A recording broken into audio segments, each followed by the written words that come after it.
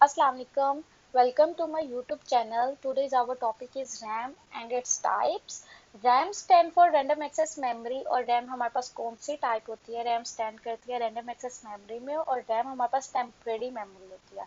Temporary memory हम किसको कहते हैं? टेम्परेरी मेमोरी हमारे पास वो होती है जिसमें हम डाटा को चेंज भी कर सकते हैं अगर आपने उस पर कोई लिखा है और इसको हम डिलीट भी कर सकते हैं।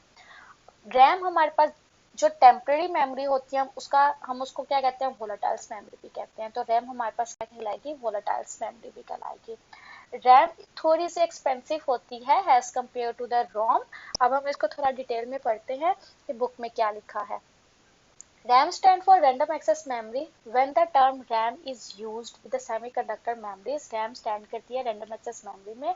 और जब हम term use करते हैं, when the term RAM is used with the semiconductor memories, कैसे काम करते हैं? It usually taken to mean read and write memory. Read and write memory का क्या मतलब है कि हम इसमें डाटा को रीड भी कर सकते हैं और राइट भी कर सकते हैं, और जिसमें डाटा को हम रीड एंड राइट कर सकते हैं वो मेमोरी हमारे पास टेम्परेरी मेमोरी कहलाती है। It is used in a computer to store the storage of the active programs and data. The content of RAM change continuously as the computer execute programs. RAM play very important role in the processing speed of the computer. RAM जो है वो बहुत important play role करता है किसी speed computer की processing की speed के ऊपर। Large RAM provide larger amount of information to a computer for processing and hence the processing speed, hence increase the processing speed। मतलब आप किसका क्या मतलब? इसका मतलब यही है कि आप रैम की साइज जितना ज्यादा होगा उसकी प्रोसेसिंग स्पीड क्या हो जाएगी? उतनी ज्यादा अच्छी हो जाएगी। So the major disadvantages of RAM is that it is a volatile and it will lose all the stored information if the power is turned off. Volatile का मतलब क्या है? इसके disadvantages यही होती है volatile memory की। अगर आपने डाटा will लॉस हो सकता है कि अगर आप उस पर काम कर रहे हैं अपने कंप्यूटर में, तो अगर कंप्यूटर का या आपका पीसी जो है वो पावर ऑफ हो गया है, टर्न ऑफ हो गया है, तो उसमें आप जितना भी काम कर रहे हैं, जितनी भी इंफॉर्मेशन है वो सारी क्या हो जाती है? लॉस हो जाती है। ये इसका क्या है? डिसएडवांटेजेस है रैम का। अब इसके टाइप्स हैं। There are two types of RAM. कौन कौन सी है? डायनामिक रैम आ जाती है and then static RAM. Dynamic RAM D RAM और स्टैटिक रैम एस रैम। अब हम पढ़ते हैं डायनामिक रैम। डायनामिक रैम हमारे पास क्या होती है? Dynamic RAM is the most common type of RAM in the computer. ये किसकी टाइप है? ये रैम की टाइप है। Each dynamic RAM chip contain millions of cells। ये अपने अंदर क्या कर रही होती है? कंटेन करती है मिलियंस ऑफ मेमोरी सेल्स। और मिलियंस ऑफ मेमोरी सेल्स हमारे पास क्या होती हैं? That is bit. जैसे कि हमने प्रीवियस लेक्चर में डिटेल में इसके बारे में पढ़ा कि सेल्स हमारे पास, मेमोरी सेल्स हमारे पास क्या होते हैं? हम बिट की बात कर रहे हैं। और बिट हमारे पास क्या होती है? बाइनरी नंबर्स होते हैं। आइदर वो होगा जीरो या आइदर हमारे पास वो होगा वन। तो binary cells is an electronic switch having two states. इसकी दो स्टेट्स आ गई हैं। वो कौन कौन सी है? On and off. On represent करेगी binary one and zero represent binary off. This memory cells are made up. ये जो बाइनरी सेल्स की अब बात हमने की है, ये किससे मिलकर बने हैं? ये मिलकर बने हैं made up of transistors and capacitors. ये दो चीजों से मिलकर बने हैं।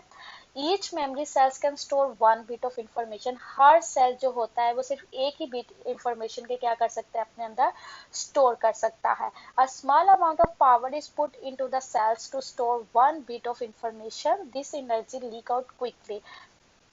अब इसका मतलब क्या? हमारे पास डी रैम में ना एक्चुअली डी रैम में हम अपने डाटा को मेंटेन करने के लिए रिचार्ज और रिफ्रेश अगेन एंड अगेन करना पड़ता है। अब किस वजह से? अपने डाटा को क्या करने के लिए? मेंटेन करने के लिए। जबकि एस रैम में ऐसा करने की ज़रूरत हमें नहीं पड़ती। और अगर हमें एस रैम में ऐसा करने की ज़रूरत नहीं पड़ेगी तो एस रैम हमारे पास अच्छी होगी, उसकी फास्ट होगी। हम इसको भी ज़रा डिटेल में पढ़ेंगे आगे। Therefore, the computer must recharge at the cell in the computer chip many times per second। जैसे कि मैंने अभी बताया कि हमें अपने डाटा को डी रैम में मेंटेन करने के लिए उसको रिचार्ज और रिफ्रेश करना पड़ता है बार बार, कि हमारा डाटा उसमें क्या रहे? मेंटेन रहे। अदरवाइज द इंफॉर्मेशन, अगर हम ऐसा नहीं करते तो हमारी इंफॉर्मेशन क्या हो सकती है? लॉस्ट हो सकती है। It is used in a computer as temporary memory. Computer को क्या कहा जा सकता है? टेम्परेरी मेमोरी कहा जा सकता है। और normally RAM uses in a computer in D RAM. और मोस्टली जो रैम होती है वो डी रैम में ही क्या की जाती है? यूज की जाती है। आगे हमारे पास आ गया एस रैम। एस रैम हमारे पास क्या होती है, S RAMs work in a different way, ये किसका काम करने का तरीका थोड़ा सा डिफरेंट है। Each memory cell of static RAM is like an electronic switch, ये भी दो इलेक्ट्रॉनिक स्विच मतलब मेमोरी सेल्स ही होंगे, 0 and 1 on switch state 1 and off state represent 0। It does not need to be recharge, जैसे कि मैंने आपको पहले भी बताया कि हमें स्टैटिक रैम में डाटा को मेंटेन करने के लिए रिचार्ज और रिफ्रेश अगेन एंड अगेन नहीं करना पड़ता।